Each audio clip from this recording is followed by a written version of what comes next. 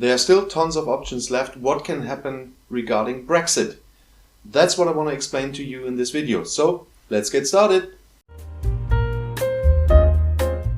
Hi, I'm Mark. Welcome back to my channel and welcome back to another Brexit video. Even after the votes this week, there are still many options left open what Brexit can become. And because of that, I want to go through the options with you and show you what is all possible. Because it's quite complicated, I will use some graphics today instead of just talking to you. So let's just have a look. Rumor has it that the European Council will decide tomorrow about the Brexit extension. But for now, when I'm filming this and today when I'm publishing it, there are still tons of options left what all can happen. And so I just want to lead you through the major ones here. First, there's the possibility of no extension. Second, there's the possibility of an extension. So far, so easy. The easiest outcome of them all is in the case of a no extension, because that would just mean that on the 31st of October, the UK will leave the European Union without a deal, because there's no time left to scrutinize this law or the withdrawal bill that is in limbo at the moment. And so that would be the only outcome if the European Council doesn't grant an extension. In case of extension, it gets far more complicated. First of all, they could grant the extension on the 31st of January, the date that was included in the Ban Act. But the EU could grant an extension with another date. In that case, Boris Johnson wouldn't have to accept it immediately according to the Ban Act, where the Scottish Court of Sessions is giving a close eye on, by the way. In case of another date, he would have to bring it back before Parliament within 2 days. If he doesn't, it will have been accepted. And as far as I learned, meanwhile, it obviously says 2 days, not 2 sitting days. If they really decide tomorrow to grant a longer extension, Parliament is not sitting before Monday. That could mean that automatically on Monday we have a 1-year extension, 2-year extension, whatever. But let's stick to those cases here at the moment. In the case of January 31st, if they grant this extension, and Boris Johnson would have to accept it immediately, otherwise the court will take care of that on Monday, there either can be a new attempt to scrutinize Boris Johnson's deal or an amended deal and bring that back to the EU to have it accepted. The other probable case there is a general election.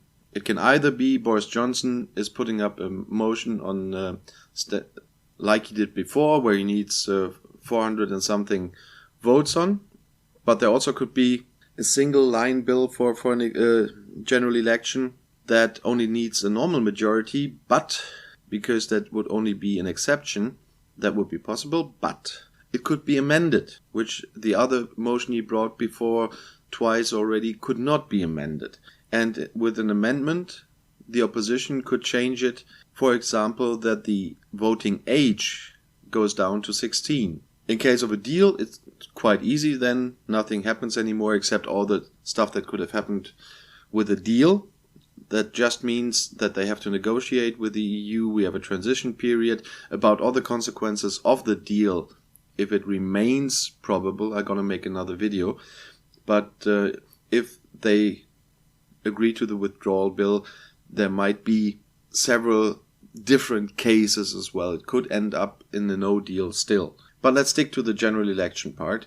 If it comes to a general election, there are several possible outcomes as well. For example, if Boris Johnson wins a majority in the general election, he'll either go for no deal, depending on the manifesto they put up for the election, and if he wants an alliance with the Brexit party, he will need to go for no deal, or there will be a deal if he's possible to get a majority with his current withdrawal bill on the manifesto. In case he doesn't get a majority in the election, there's then the chance for a second referendum. If Jeremy Corbyn gets a majority, which is not very likely, but if he would, the deal you see on your screen would mean Jeremy Corbyn's deal, because he said he wants to negotiate his own deal, including a customs union and stuff like that, with the EU and put that up for a second referendum. So in case of a Jeremy Corbyn win, we would have a second referendum, but I think it's most probable if Boris Johnson doesn't get a majority, we still have a hung parliament,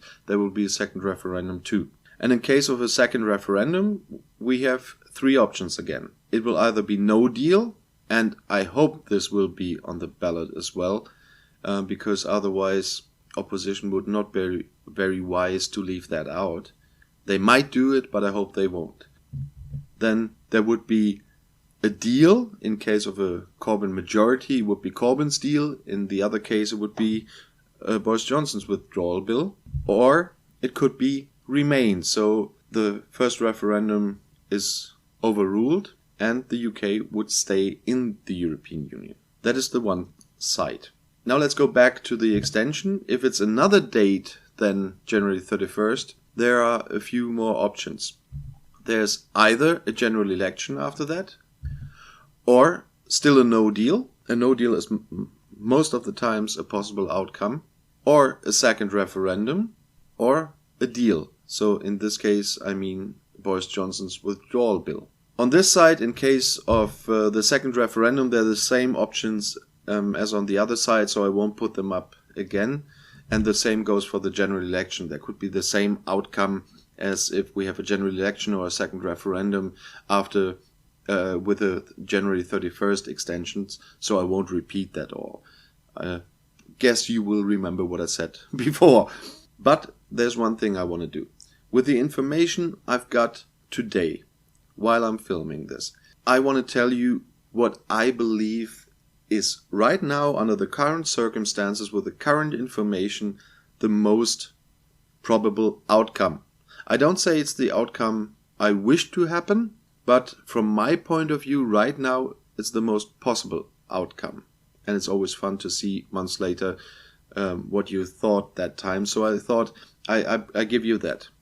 First of all, I believe the EU, if they make a decision tomorrow, they will grant an extension. And I also believe because of the difficulties, Boris Johnson might find a way in case of another date and to get around it. And the EU does not want to take any risk, because Donald Tusk said very clearly that the EU will never be the guilty part of a no-deal Brexit. That's why I believe the most probable date will be January 31st. Because they just hope then for a general election and maybe are willing to discuss another extension for a referendum or something depending on the outcome of the election. But I guess right now the most probable choice would be January 31st. And if it's an extension to January 31st, I think they will go for a general election. Most probably Jeremy Corbyn will hope for a one-line bill so they can amend it. But I also believe him, even if I don't see very good chances for him, but he might see it differently because he's talking like that all the time. I still believe he would go for a vote of no confidence because there's now enough time to do that. And I don't think Boris Johnson can keep the election away for 3 months. And in case of a general election, at the moment, everybody sees in the polls that the Conservatives are far ahead of Labour. But that does not mean that they get the majority of the seats. It's first past the post. The one who is strongest in the national polls has a good chance to get more seats, often gets more seats than he would ever have gotten in a proportional vote. But at the moment, I still don't see that Boris Johnson will get a majority on his own or even with the Brexit party, and they might even be divided because of no deal or deal, although both want Brexit. But at the moment, I don't believe he will get a majority. I definitely don't believe in a Labour majority. But I guess that at least the Parliament will look quite similar to what does it now. And in the case of the general election, I believe then afterwards we will have a second referendum, even if it's not with a new deal from Jeremy Corbyn. But still, to solve the whole thing, there's going to be a second referendum, hopefully with all three options. But I have a feeling that they can manage to get the voting age for both general election and second referendum down to 16 years. And that is why I believe the outcome in the end of Brexit now, my point of view of today, will be Remain. As I stated before, that is not the outcome I dearly hope for now.